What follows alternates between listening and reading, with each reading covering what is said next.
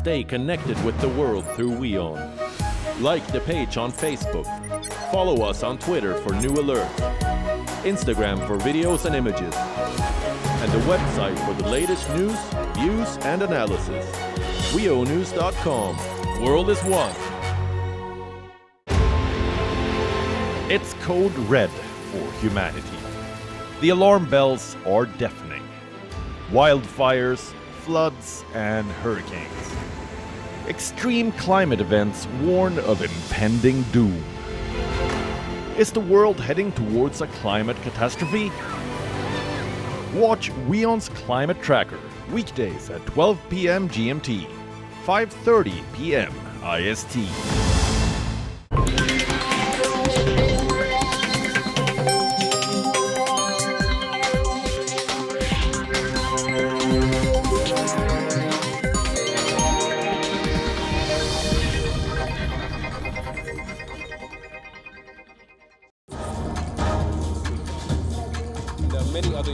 This is right, Arab.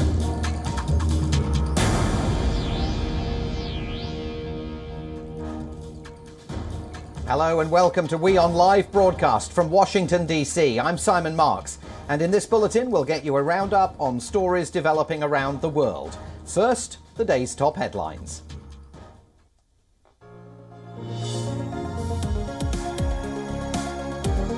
An inquiry into the alleged sex abuse of minors by French Catholic priests finds that over 330,000 victims of pedophilia from 1950 to the year 2020. The landmark report was released after 2.5 years of investigations.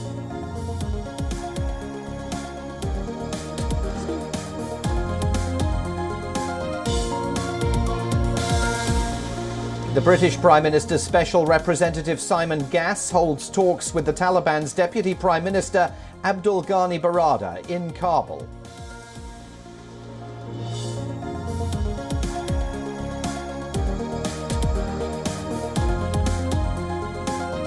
French President Emmanuel Macron holds brief talks with visiting US Secretary of State Antony Blinken. This is Macron's first meeting with a US official since the scrapping of a submarine deal with Australia plunged ties between the US and France into crisis.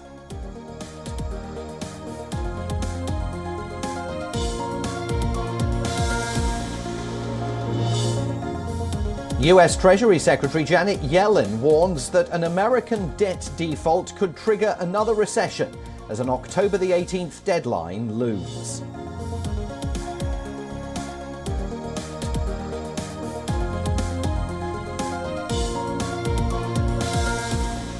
Threatening fresh political instability, Romania's parliament topples the 9-month-old minority government of Prime Minister Florin Situ by a large majority in a vote of no confidence.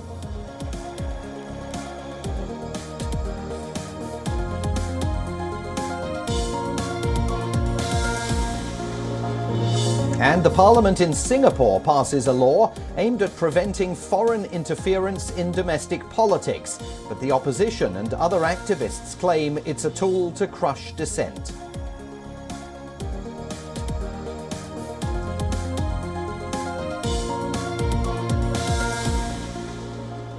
US President Joe Biden is accusing Republican lawmakers of blocking his government's efforts to increase its borrowing authority by planning to filibuster the measure ahead of a 2-week deadline, saying they were playing Russian roulette with the US economy.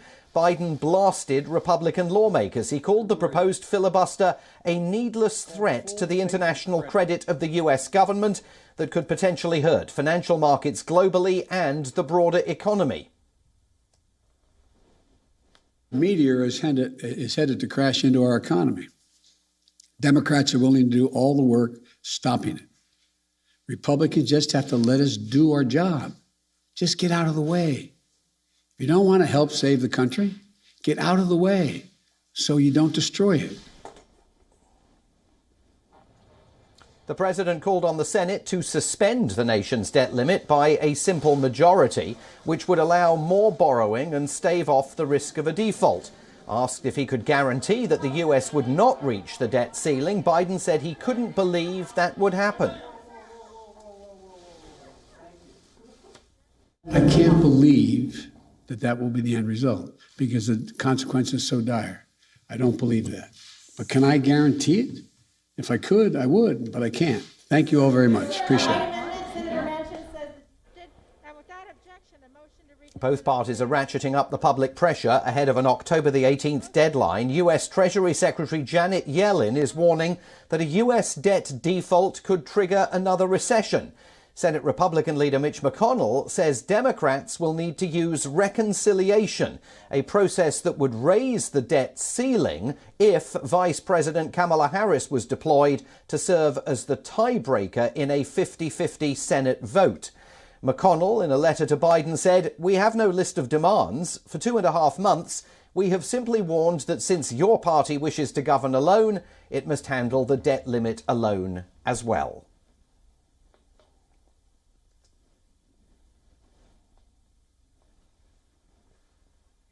Now, you may not need a reminder, but the world got a reminder yesterday of what life was like before social media apps consumed so much of our time and energy. Facebook, WhatsApp and Instagram, of course, were disrupted worldwide for almost 6 hours. The outage prevented the company's 3.5 billion users from accessing its social media and messaging services.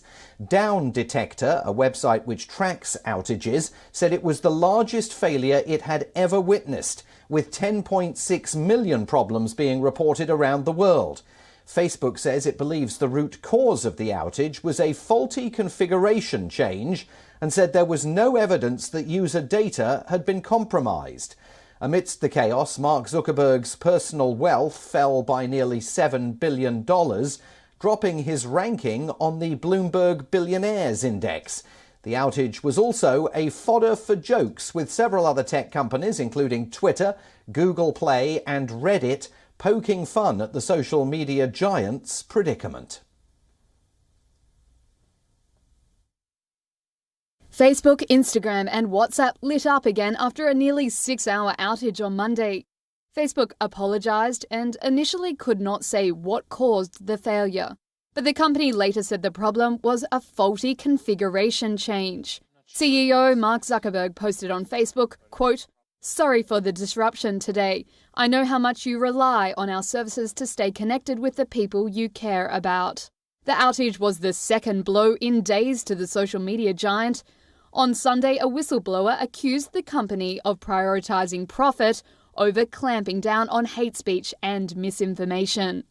Shares fell nearly 5% for Facebook, but later rose 0.5% in after-hours trade after the platforms rebooted.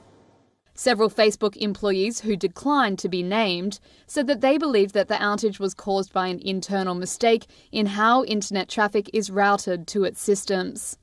Facebook lost about $545,000 in US ad revenue per hour during the outage.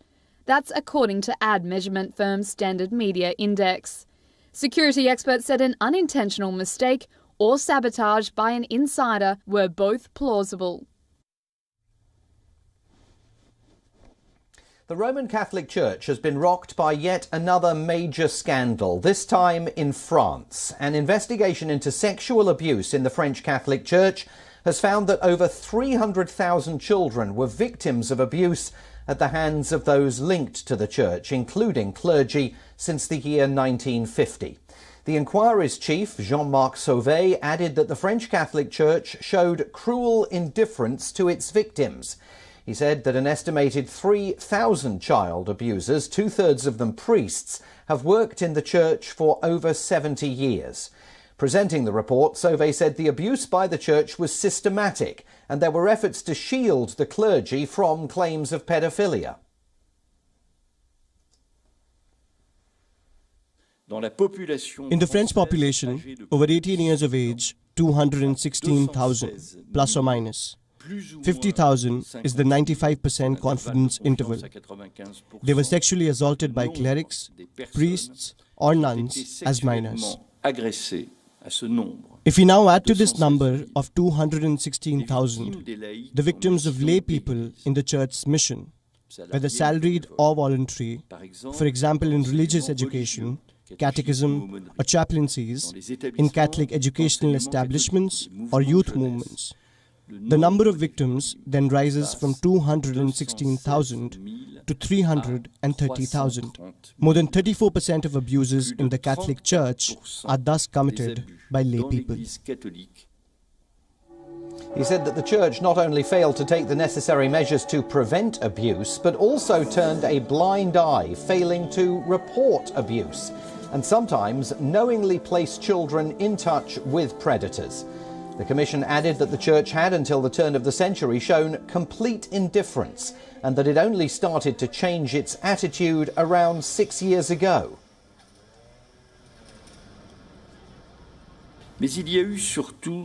Above all, there was a series of neglects, failures, silence, and institutional cover-up. They all had a systemic character, and on this subject, the Commission deliberated at length and came to a unanimous conclusion. The Church did not know how to see, did not know how to hear, and did not know how to pick up the weak signals. Et elle est parvenue à une conclusion unanime. The probe was carried out by a commission established by Catholic bishops in France in 2018 to shed light on abuses and restore public confidence in the Church. The 2,500-page report was released after 2.5 years of investigations, and it follows widespread outrage over a string of paedophilia claims and prosecutions of Church officials worldwide. It's a report about the systemic phenomenon of pedocriminals in the ranks of the Catholic Church. The number of 3,000 means that all the bishops knew about it, almost all of them.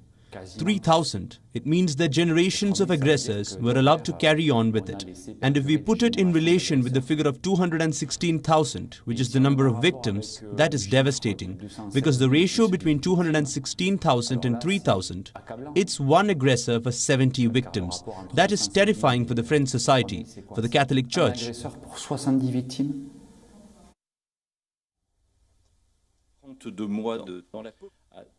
A hotline launched at the beginning of the probe received more than 6,500 calls from alleged victims or people who said they knew an alleged victim.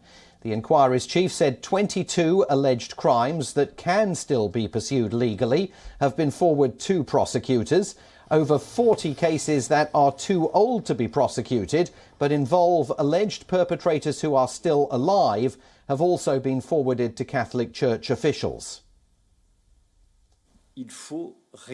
Reparations must be made. As far as possible, the harm done must be repaired, which implies that at least for offences that are statute barred, recognition of the status of the victims. The French Church expressed shame and horror over the abuse claims. A representative of French Catholic bishops asked victims of sexual abuse for forgiveness. The head of the French Conference of Bishops said he and his colleagues wanted to express to victims their shame at the abuse revealed in the report. Pope Francis also conveyed great sorrow for the victims of sexual abuse, a Vatican spokesman saying that the pontiff had learnt with pain of the report's contents, adding that the Pope's thoughts turn first to the victims with great sorrow for their wounds and gratitude for their courage in speaking out.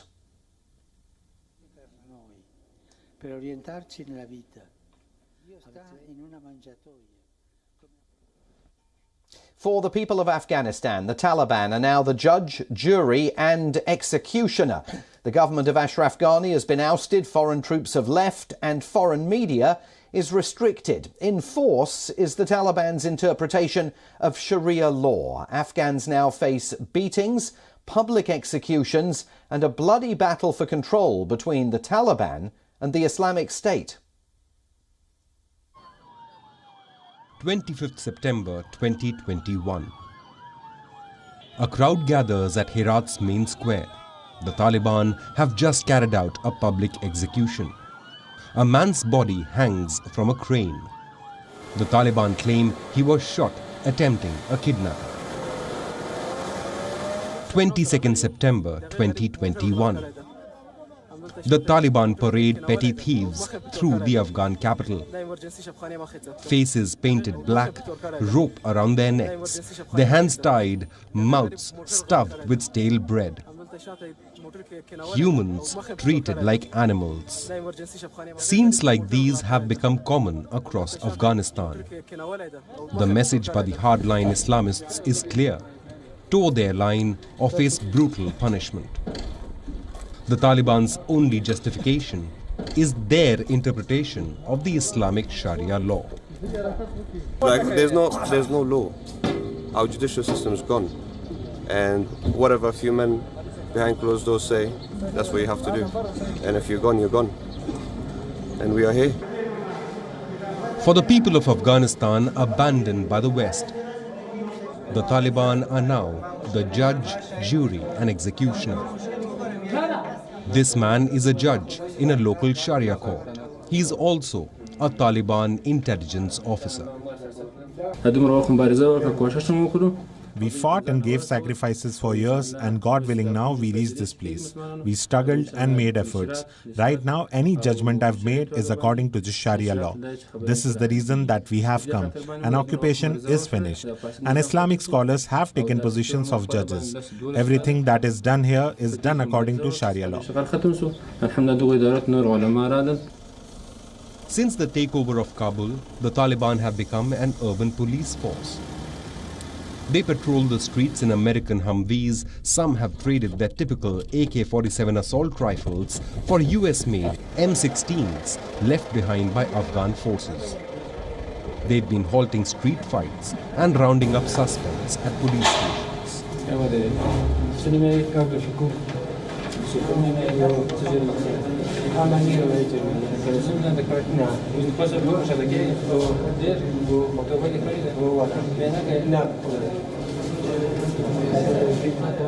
During their last time in power in the late 1990s, the Taliban imposed their harsh interpretation of Islamic law that included punishments like amputations of hands for thieves or executions of murderers with a single bullet to the head, often carried out in public. Religious police beat men for trimming their beards or not attending prayers. The Taliban have said they will bring back their previous punishments. Some have already resurfaced. These people have committed different crimes. Some of them are murderers, some are thieves, some of them were arrested with guns on them, some with knives, and right now they are going to go. Kabul is a city marked by lawlessness. Crime in the Afghan capital was rampant under the previous government of Ashraf Ghani. Robberies and kidnappings had become a near daily occurrence. Many Afghans fear the harsh ways of the Taliban, but the regime does bring a reputation for not being corrupt. The Taliban have the best regime and the best law system in the history of Afghanistan. Now no one can be cruel to others, and justice will be given to the right people. On Sunday, a bomb outside a mosque killed several civilians and targeted Taliban members attending a memorial service. The Islamic State or ISIS has stepped up attacks against the Taliban. As the two hardline Islamist groups battle for control, a bloody future awaits the people of Afghanistan.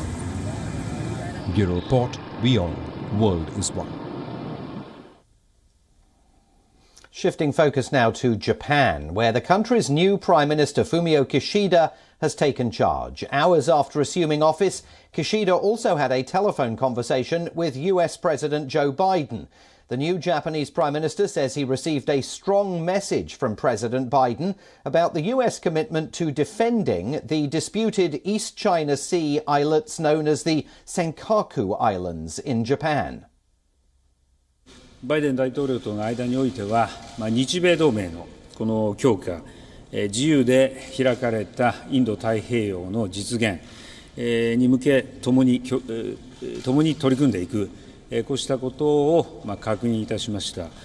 特に大統領より日米安全保障条約第5条の尖閣適用を含め対日防衛コミットメントについて力強い発言がありました。また、中国、さらには北朝鮮、こうした近隣のこの地域に直面する課題等についても緊密に対応していくことを確認いたしました。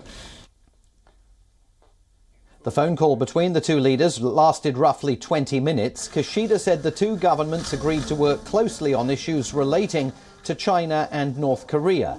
Japan has become increasingly concerned about Chinese activities in the East China Sea, including incursions into waters around the disputed islands known as the Diaoyus in China. Another pressing bilateral issue is tensions over Taiwan. The island nation has been reporting a growing number of incursions by China on an alarmingly increasing level. The newly elected Prime Minister also announced that he will call a parliamentary election in Japan on October the 31st, and he promised to bolster the country's response to the COVID-19 pandemic upon taking charge. 私は可能な限り早い時期に総選挙を行うことを決意いたしました。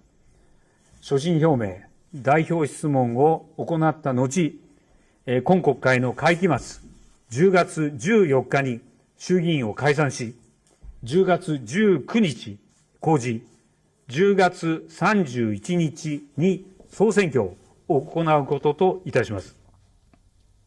Kishida's cabinet features allies of Shinzo Abe, Japan's longest-serving premier, who quit last year citing ill health. Of the 20 posts, 13 were filled by people with no prior cabinet experience, in line with his pledge to promote fresh faces. There are 3 women in the lineup, one more than Suga had, but none of them holds a heavyweight portfolio.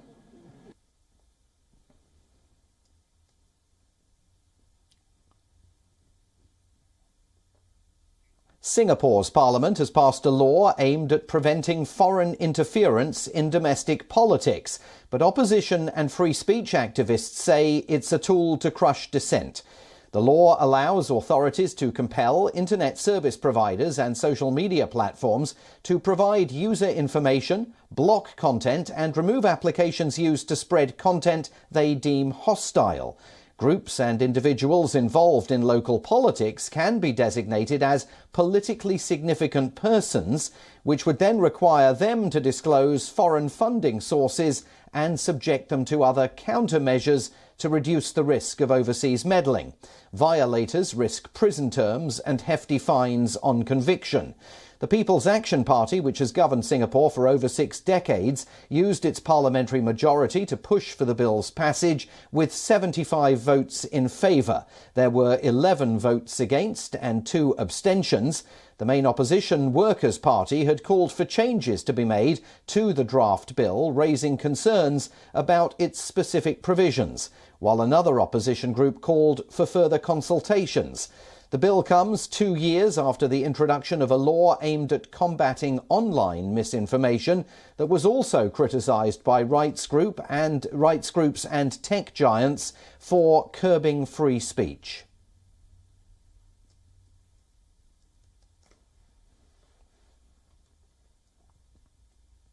Finally today, visitors to Dubai's Expo 2020 are discovering a surreal water feature that bathes attendees in colourful waterfalls. For those of you who are in Dubai, go ahead and pay it a visit. But for those of us who are not, we leave you with this report that brings the surreal waterfall direct to you. Thanks for watching. Stay tuned to WION World is One.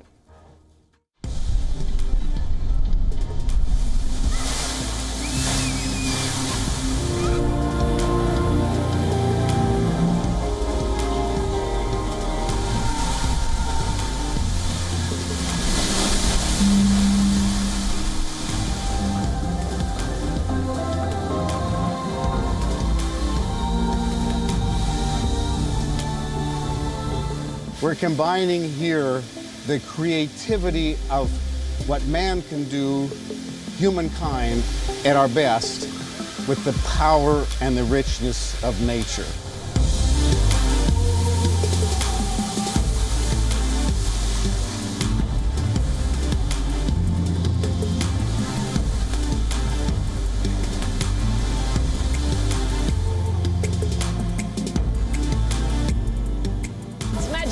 Have a look at this, guys. At Expo 2020, and this is just amazing. It's called Surreal, and there's water coming from everywhere. It's absolutely magical. It's got a soft spray on your face. It's cool. It's got light flashing everywhere and the music is unbelievable. One of the best things I've seen here on my second time here.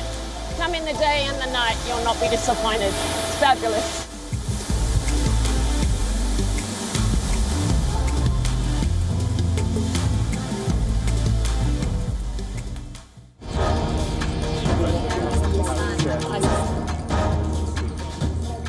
There are many other... this is right, Arab.